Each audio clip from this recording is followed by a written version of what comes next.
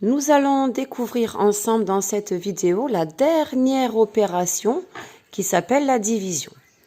Donc on a appris déjà à faire des partages grâce à notre matériel d'unité, de dizaines et de centaines. Donc on va revoir un petit peu le partage et on va voir ensuite comment on le fait lorsqu'on la pose. On va regarder par exemple 12 que l'on voudrait partager en 3. J'ai donc 12 que je voudrais diviser en 3 personnes. Je vais donc avoir une première personne, une deuxième et une troisième. Et on verra, on marquera ici combien ils ont chacun.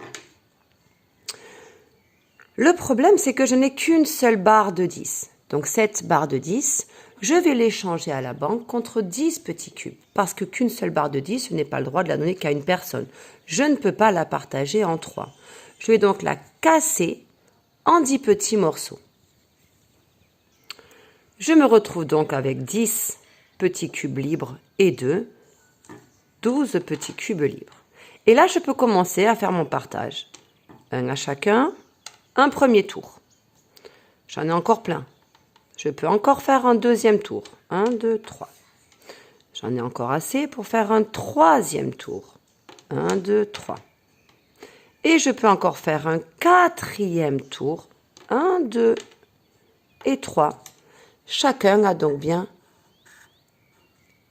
4 petits cubes, 4 unités. En effet, je connais bien mes tables déjà. Et je sais très bien que 3 fois 4, une fois 4, une deuxième fois 4, une troisième fois 4, 3 fois 4 est égal à 12. C'est donc tout à fait logique que 12 partagé en 3, ça fasse 4. On va voir maintenant avec une autre division. Nous allons maintenant voir la division 13 partagée en 5. J'ai bien 13, 10 et 3, que j'ai partagé en 5. Une fois de plus, je n'ai pas assez de barres pour chacun. Il m'en faudrait 5, je n'en ai qu'une.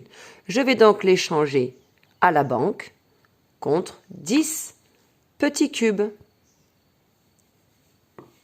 Me voilà donc avec 10 et 3, 13 petits cubes. Je vais pouvoir commencer à répartir. J'en prends 5 pour pouvoir faire une première distribution, puisqu'ils sont 5. Un chacun. J'en ai encore 5. Je peux faire une seconde distribution. Un deuxième jeton. Hop, j'en ai tombé un par terre. Un deuxième jeton à chacun. Et il ne m'en reste plus que 3. Je n'ai donc pas le droit de refaire une distribution, sinon mon partage ne serait pas équitable. Ces 3 qui me restent, ça s'appelle tout simplement mon reste. Donc, mon résultat de division va s'écrire 13 divisé par 5 est égal à 2, car ils en ont 2 chacun, donc est égal à 2. Et il me reste 3. Je te rappelle ici le nom de chacun de ces nombres. 13, c'est la quantité que j'ai au départ, on l'appelle le dividende. Je veux le partager en 5. 5, on l'appelle le diviseur. Mon résultat en division s'appelle le quotient, c'est-à-dire combien ils ont chacun. Mon quotient, c'est 2, et mon reste, c'est 3. Et ce résultat ne te surprend pas puisque tu connais bien tes tables de multiplication. Et tu sais que donc 13 divisé par 5 égale 2, reste 3. Tu sais qu'en effet, dans la table de 5, 13 n'existe pas. 5 fois 2, ça fait 10. Et 5 fois 3, donc si chacun avait eu 3, ça fait 15. Donc je ne peux pas leur en donner 3 à chacun. Donc 13 n'existe pas dans la table de 5. Ça veut dire que je vais avoir un reste. Je vais leur donner le maximum à chacun, c'est ce que j'ai fait. Je leur ai donné 2 à chacun. Parce que je connais ma table et que je sais que 5 fois 2 est égal à 10. C'est le maximum que je peux donner. Donc je distribue 10 et il me reste 3 pour arriver au 13 de départ.